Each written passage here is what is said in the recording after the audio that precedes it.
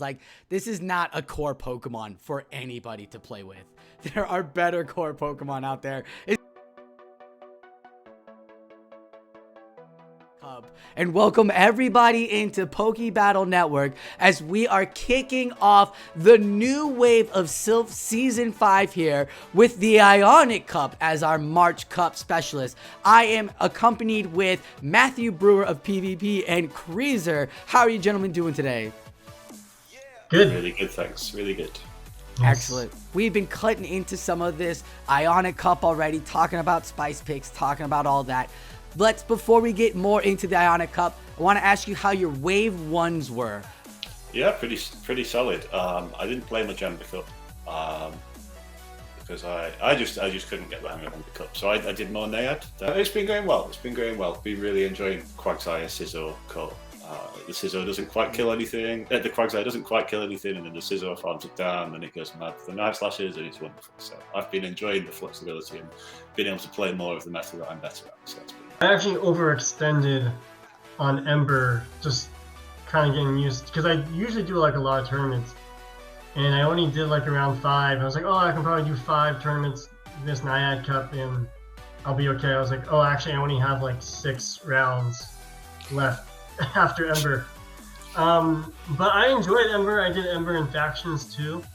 I think it was, very condensed meta, but nothing felt RPS. I felt like if you lost because you got outplayed. You didn't lose because of like some other weird factor. So I really like that. But yeah, I actually did okay in Ember, but I'm doing better in Naiad, to tell you the truth. Even though I felt like I personally battled better in Ember, my record shows I'm doing better in Naiad. Wave 2 is here. It's going to be our March and April. And what we have is we have the Ionic Cup we'll be playing for the entire month of March. And the Justicar Cup, which is actually open Ultra League, I believe, is what I read. It's Ultra League, but it's not open. It's a meta. It's a meta, but it's Ultra League, right? Yeah, so this will be Ultra League, and this starts on the 6th of March and ends on the 20th of March. So 2 weeks in the middle of the month. So instead of crunching out all of your Ionic right away, you can jump in on another rank real quickly and get that under your belt. Then in April, we have the Polkadot Cup and a questionable Great League meta that we will probably wait to see when the new season of GBL opens up, as they've been doing a wonderful job pairing the GBL metas with their Silph metas throughout the month as well, so you as a battler don't have to do so much deep diving. It's a little bit of a different meta build, but too much deep diving there on metas, and it's wonderful. I really appreciate Silph doing this and allowing us to have these kind of splits, and like something like an Ember Cup, which could have gotten really stale after like the second week. Actually, you can do something else and step away for a little bit. So Matt, you're a developer for Silph, so would you like to give us, it's wonderful to have you on, would you like to give us an insight of how this wave came about? Sure. Well, we hand over sort of creative freedom to the meta team, and we sort of give a bit of guidance as to, well, this is happening in this meta and this is happening in this other, so try not to make them too similar.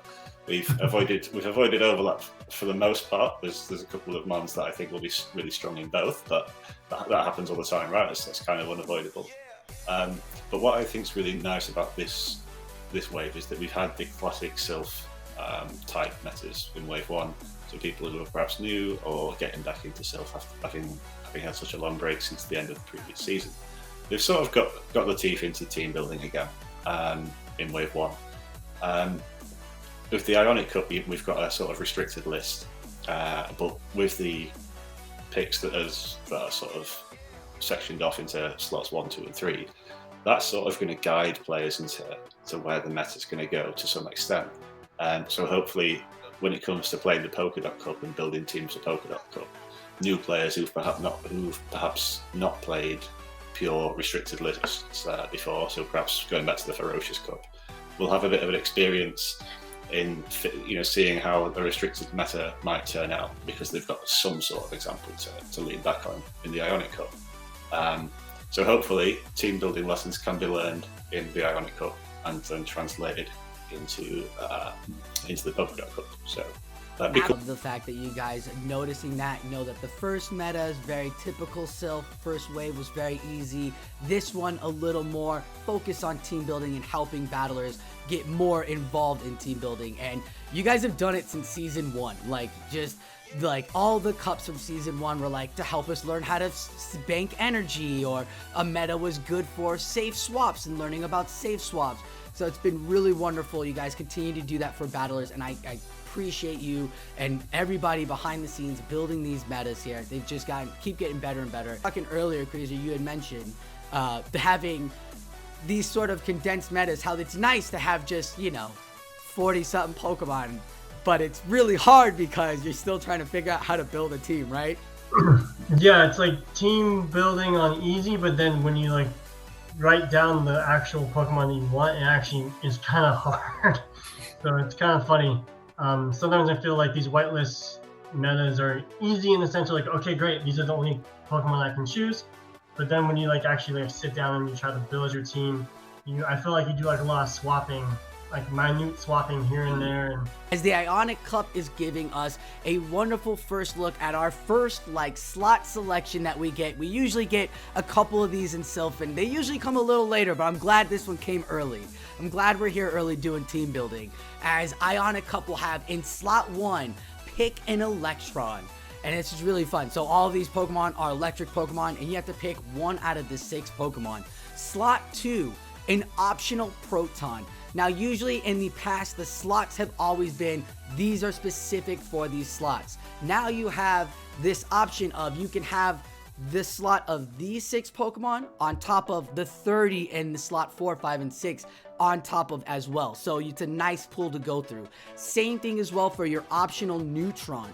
So if there's not any Neutrons that you like in that slot 3 and you want to go into the bank of 30 Pokemon in 4, 5, and 6, you can use that instead. You are not locked to slot 2 and slot 3 Pokemon. Those are just additional add-ons. And like the metas that we've had of recent, that you guys have added specific Pokemon to the metas, and that helps out the meta. I'm really intrigued by picking a specific slot that it does what it does to help shape the meta and help us use other Pokemon, so that it's not just the same 3 or 4 Pokemon we're seeing. Like I said before, with these whitelist metas, it makes it easy in a sense to pick a team, because you have to pick an electric type in your first slot, and then the other 2 are just optional. But in my opinion, I know Matt was saying, he was going to make an argument to not pick a Neutron, but in my opinion, these, is it 6? So 12 Pokemon are stronger than the rest of the whitelist. Which one you want, and you can kind of test which one you think might be a good counter to some of the stronger Protons or Neutrons or Electrons, and then just kind of round your team that way. So as a meta and team building, I don't mind it. I think it's fun, and it makes it easy. So I like the idea of it's all electric at top. I love the theme of the science. I think it's a wonderful concept. It's super fun. It's super sciencey. Like, tournament organizers can create all sorts of fun, like tournaments for their team. A trophy could just be a beaker or something. Electric Pokemon are fun to use because they hit hard, and you don't necessarily get to use them a lot in like Open Great League and that kind of thing. So it's fun when you can Wild Charge and Dip and just either nuke something or get a shield, and it makes for a lot dynamic play, because you don't get to use a lot of electric Pokemon. So like we have in the last few metas, this is our core breakdown. We're going to find core Pokemon for you, the battler, to use and help build your team building. And beautiful as these slots are, it's really helpful for you to start picking out and finding cores in those Pokemon, those 6 right off the bat in the Electron group. And I'm going with the personal favorite, and that is going to be Luxaray, and I'm going to make it Shadow. I liked Luxaray in the Ember Cup. I believe I used it for a little bit with the new Psychic thing there. It puts that Psychic pressure on the poisons. It's got Wild Charge for the waters. It also has Crunch if you ever see Darks or Ghost type flying around. But you're not seeing that many Ghosts in this meta, if any. I don't believe there are any ghost Pokemon. Only in this Sableye. meta. Only just Sableye. Yeah. You can hit that thing with the Wild Charge. Like, it's absolutely go for the Wild Charge. But the reason I'm going with the Shadow Luxaray is that extra attack damage from that Psychic Fang. As I debuff the Pokemon in front of me, it's a great Pokemon to help synergize your team and help the rest of your team collect more energy and do more damage later down the line.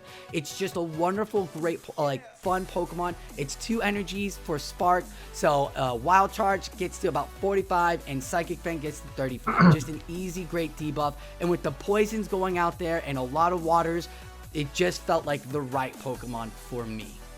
Spark for sure. I think Mm-hmm. on the regular one, I'd be more tempted to go Snarl. I mean, I've not looked at the Sims. Maybe just with that extra little bit of bulk, if you could get to, and the extra speed, of course, on the fast move. If you could get to that extra Wild Charge or extra Psychic Fangs that you might not be able to get to on the Shadow. So something to look into there for sure. Agreed. I've gone with Dedenne. Dedenne is something I have a lot of time for. I hate Charm, and so when Dedenne was released, the fact that there was a fairy type that didn't necessarily have to rely on Charm, it found its way into my heart very quickly, right? And I think with Umbreon being such a bulky machine here, and there being no counter users, I think the added fairy subtyping and stab play rough to hit Umbreon really hard really adds value. And sure, like the other electric types can hit hard with wild charges, but you debuffing yourself in the process, which makes those foul plays from Umbreon hit even harder than they would do anyway, given that electric types are fairly frail.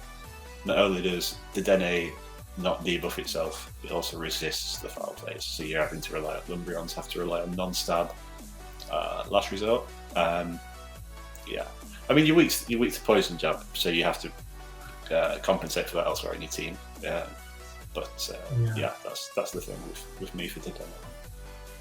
I actually disagree. I know. Have you ever actually, played Umbreon versus the Dedenne matchup? It's actually not that bad for Umbreon. Yeah, well, this is the thing. Like, none of Umbreon's matchups are that bad, right? That's. Yeah, I know. That's why it's like Dedenne with Beedrill being like probably the most common pick, and just that subtyping of fairy, I think it just makes it a little bit worse than the other electrics. You can build your team to try and be strong against, say, Beedrill, right? And there are only like the answers to the good answers to Beedrill here are only so good. But there isn't a Golbat, for example, right? So if you have a Dedenne in there, like it could almost work as reverse bench pressure. Like if you have Dedenne on your team, you know your opponent's bringing Beedrill, so you can plan your line around that as well. To some extent. Building a team to trap your opponent. I like the thought process. I picked Ampharos.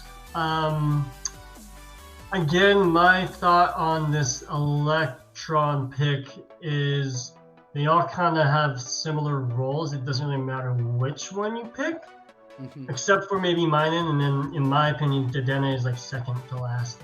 But yeah, Ampharos is a little bit bulkier as well than like Electivire or a Raikou, which is actually the highest ranked Electron. But again, Ampharos isn't gonna wild charge and dip. It's going to be able to stay in a match. You have the option to run Thunder Punch or Brutal Swing or Focus Blast or Zap Cannon. It's kind of really up to you and what you want to do.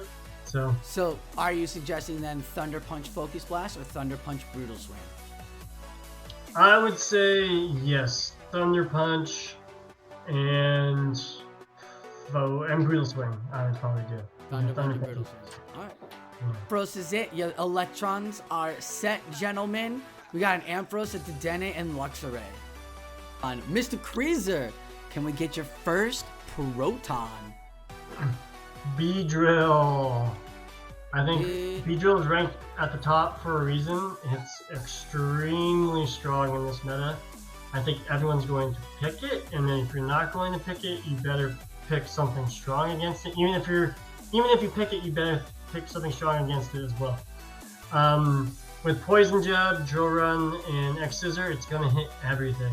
Everything is gonna hit. I don't think there's one thing that resists all three of those. When you compare it to, I think Ariados is in that slot as well. Yeah. Same typing, but with Poison, Sting, and Infestation, it doesn't quite put on the same pressure, right? So that's exactly. It's just with Electric being so dominant and prominent in slot 1, like everybody bringing in Electric, like having an Ariados and a Beedrill in the same slot kind of null and void, because that ground typing is going to outweigh that poison typing 100 to 1. Like, it even beats the Ariados as well. So not only is it just beating up all the Electric, it also is beating up the rest of that group, and it down below the rest of slot 3 as well. Like, the Brewer, we are on to your Proton Pokemon. Sure. So while I agree that Beedrill is excellent, Poliwrath is also excellent. The fighting type here is so valuable because of the prominence of dark types. And yes, it doesn't have counter, but it does have dynamic punch, which hits. That's one of those moves that hits everything hard, even if it's resisted. Perhaps not a Beedrill where it's double resisted, but that's where you have Scald, right, which is neutral. So, and with the Mudshot, you can often get to two Scalds before the Beedrill can kill you. So, if the Beedrill tries to counter swap on the Poliwrath, it's going to have to use a shield. Even things like, yes, it's weak to Electric, but the Electric types, as we've discussed, aren't bulky, so they're not going to enjoy a dynamic punch or even a Scald if you want to fish for that debuff. You are setting up, pairing it with the Dedenne, you are setting up a bit of a Beedrill weakness to some extent, but you can use the Poliwrath to potentially draw the Beedrill out, and so the Dedenne has a bit of an easier time in the back, because, like I say, with Scald, the Beedrill matchup isn't actually terrible, and in the zeros you will win the zeros if the Beedrill tries swapping in on you. So it's a nice little ABB core, where both things put pressure on dark types. So as a pairing, really nice. Poly getting some more love again on your first month of Silph. It's like you guys love Poliwrath or something, or giving a nod to Poliwrath users out there. I wonder what that's about. A great core there for your Proton there, Mr. Matt Brewer. Myself, I went and I actually have a ranked like 16 Sneasel, Hisuian Sneasel. So I literally built this thing so I could play with it. It's got Poison Jab, it's got X Scissor, it's got Aerial Ace. It has 135 attack, so it's winning a lot of CMP, which is one of the reasons why I wanted to use it. I had originally picked Barbarical, but I liked the moveset, I just didn't like how Barbarical felt and what it lost to, whereas Sneasel here with that Poison Jab and the X Scissor gets me those darks that I was worried about, but the Aerial Ace puts that pressure on the bugs, on that fighting typing of Poliwrath there, so I really like this Pokemon. It's got a little extra defense as well, so excited to pair it up with the Luxaray, because the two of them, if you just debuff one of the Psychic Fang, that Poison Jab can come in and get those X Scissors off quickly, and I feel like you can get really good damage with that. Maybe even help out Aerial Ace if Psychic Fang does that much of a debuff. Aerial Ace might actually be a move that might be valuable for you, but it is a wonderful Pokemon to try out, and I'm grateful that it's part of this slot with Poison as well, and not that bug typing, because I saw all those bug typings and I saw everything in there. I was like, everything's gonna lose to Beedrill. So I was like, what can I do to also get these bug typings out of there, which is also what Beedrill is. And I saw this Aerial Ace and I was like, I will play with that, because adding that with the Spark as well, just helping my team out, just get smaller win cons where there would be soft losses, maybe turn them into soft wins. That's fair. Agreed. I think you need Aerial Ace for, like you said, for the Beedrill and the bugs, and then even for the fighters. But I would say there's an argument for close combat, but it's really up to you, I guess, on what you want And like you said, you already have the wild charge and dip, so just go for X Scissor and start just spamming those out and hoping it's enough. So No, I'm all in on close combat. me too. I would, I like close combat, but Yeah. to each their own. I just couldn't debuff. I just can't see myself debuffing a third of my team while trying to get a shield. You know what I'm saying? Well, the good thing is you can practice and then you can change your mind later. Exactly. But My Naiad Cup core ended up being Mew and not Komao. Last month I had Komao as it, and instead I brought in the Scissor and Altaria and tackled Greedent, which is actually my first Neutron, as we're going to get into Neutrons here. Oh, I see what you did there. That was very nice. That was very nice. It's called, I have Tackle Greedent here as my first Neutron. I really like the tackle of the Greedent and the spamminess.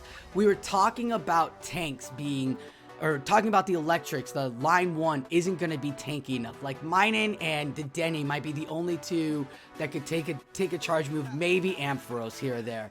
But that Neutron, this whole Neutron area is loaded for your tank situation. And I like Greedent because of that body slam spam, has that wonderful just damage after damage and keep putting that neutral damage down. And especially in this meta where Pokemon are gonna have to use shields again, it's definitely gonna feel like a shield heavy where you gotta put your shields onto your right Pokemon, or you could end up losing out if you shield the wrong thing and then find out the matchup in the back is actually worse without a shield.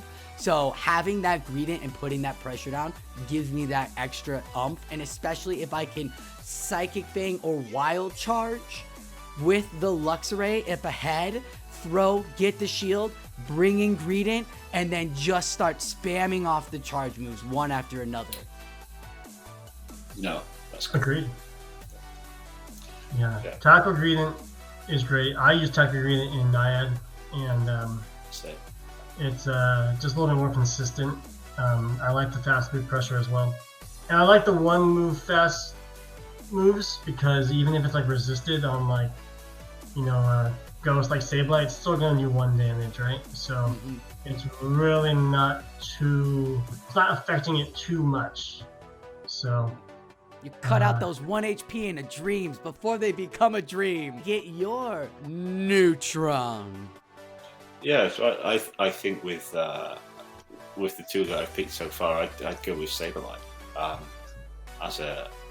As Beedrill calendars go in this meta, Sableye is probably up there with the best of them. So really like Sableye, and it's the only ghost in this meta as well, which gives tackle users a bit of a hard time. Obviously Greedent's got the crunch, so it's got a slight way around that, but Munchlax has to then rely on Bulldoze, which is just dreadful for Munchlax.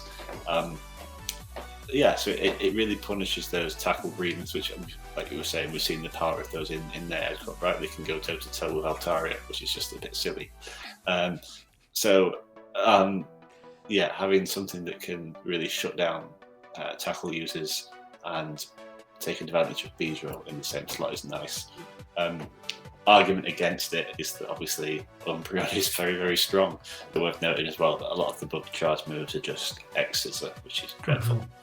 So it's kind of like, even at neutral and stab, or even at super effective and stab in Umbreon's case, it's just, it can shrug. If you're like a Beedrill, you need to land the drill run to kill the Sableye. So you're throwing X Scissor as the bait, hoping to land the drill run to take it out, basically. Yeah. And I think Kyle will probably know more than me about this, but I think Sableye is one of the Shadow matchups that helps. Well, one of the Beedrill matchups the Shadow helps with as well, I think. It is, yeah. The Shadow does better versus I guess you can also pick Shadow Sableye too in this meta. I was about to say Shadow Sableye does better, or Shadow Beedrill does better? No. Beedrill does a little bit better. Neutrons are kind of funny, they're kind of neutral, but they're all very consistent Pokemon. You can just kind of rely on them to do damage and do well, not necessarily maybe win, but make it a close matchup. The Umbreon, the bulkiest of them all. I think You did it. Umbreon is again a very, very strong and safe pick. It's extremely bulky. It can tank fast, or it can take wild charges, and even versus its like worst matchups on paper, you'll like surprise them and like oh, okay, I have to shield this last resort, I'm gonna lose type of thing. So the neutrons being that group that could maybe flip the matchup back in your favor because of the tankiness that they provide, being able to help give you that kind of, oh, I lost the lead, but let me bring in my Umbreon, and oh, now I know what your second Pokemon is. I can work around this and get to your third through my first Pokemon lead, or find your win con there. And Umbreon is such a great Pokemon to do that with because it's so neutral. And you're not really, there's really no big bug move out there besides like Fury Cutter, but Fury Cutter is only doing 2 to you. There's Bug Buzz, or no, I mean Buzz. fast. I'm talking fast move. There's really not that many fast moves besides Fury Cutter. You're not really worried about getting chunked down like a Charm would out there. There's nothing that's going to be so dangerous. So that dark typing that Umbreon has is great. And this neutron group is very neutral in the fact that they don't lose like that. And they allow, again, you to give you that kind of win con flip that you can maybe flip the matchup. Because I don't know how many times I lost the lead in Nayad, brought in Greedent, and then somehow I got the win con back in my favor. Gentlemen, these are our core 3. We'll start with you, Matthew Brewer. How do you feel about your core? Fairly solid. As much as I liked Dedenne, I'm not sure it would be the evolution type I'd actually go with. But one of you guys took the one that I would go with. So, given that I started from a position of not what I'd start with, I think it looks really quite usable. Who would you have gone with? I would have gone with Luxaray. Luxaray. I think I'm gonna pick Luxaray too, actually. Nice. All right, Kreasor, tell us about your core. What you like or dislike about. I think the Beedrill Umbreon core is gonna probably be the most common core, in my opinion. I think you're gonna see that on a lot of teams. And then again, like I said, you can kind of pick and choose which electric you want. And then there's no real wrong answers. And then you just gotta kind of round out the rest of the team to pick your playstyle. At your core, Umbreon and Beedrill for sure. Like, you guys just have not stopped talking about Beedrill.